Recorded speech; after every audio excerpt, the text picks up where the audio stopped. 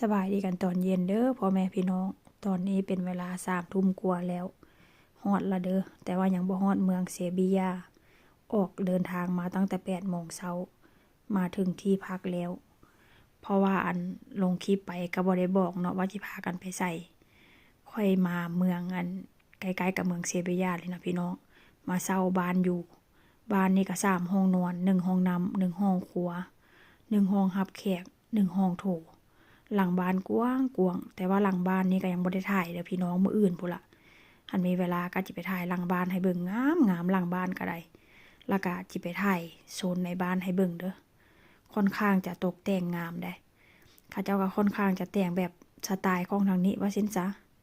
อันชื่อว่าอันอิหยังก็กาซาดูลานหันเว้าผิดค่อยก็ขอโทษนำเด้อพี่น้องแต่ว่าค่อยก็สิเขียนชื่อให้ว่าเป็นหมู่บ้านหยังอันนี้ก็เป็นโซนห้องรับแขกพี่น้องโซนห้องรับแขกแล้วก็มีไฟพร้อมได้ไฟช่วงนี้ก็เป็นแบบว่าอันหยังบ่อนเข้าหน้าร้อนว่าซั่นซะแล้วก็เป็นห้องคอกห้องครัวนี่ก็บ่มีหยังหลายก็มีแบบว่าตู้ซักผ้าไมโครเวฟแล้วก็มีแก๊สมีเตาฟอกเตาไฟ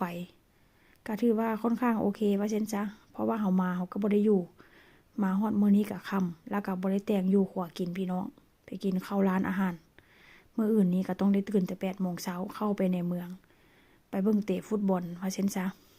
อันนี้ก็เป็นตู้เย็นนี่ก็เปิดผิดด้านตู้เย็นนี้ก็ได้เห็นบ่ก็จะเป็นปานนี้แต่ว่าว่างเปล่าเด้อพี่น้องมันบ่มีหยัง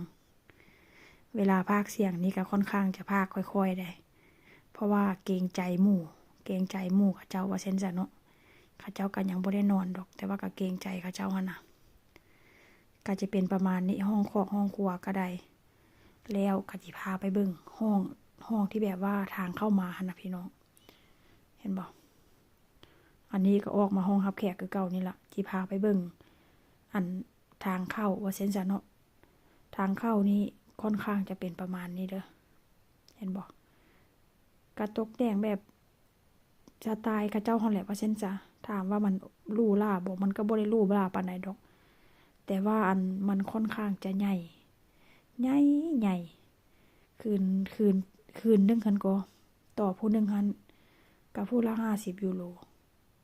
แล้วอันนี้ก็เป็นห้องข้อยเด้อห้องข้อยกับผัวเมียห้องผัวเมียข้อยก็มาก็จักวางอีหยังต่ออีหยังพี่น้อง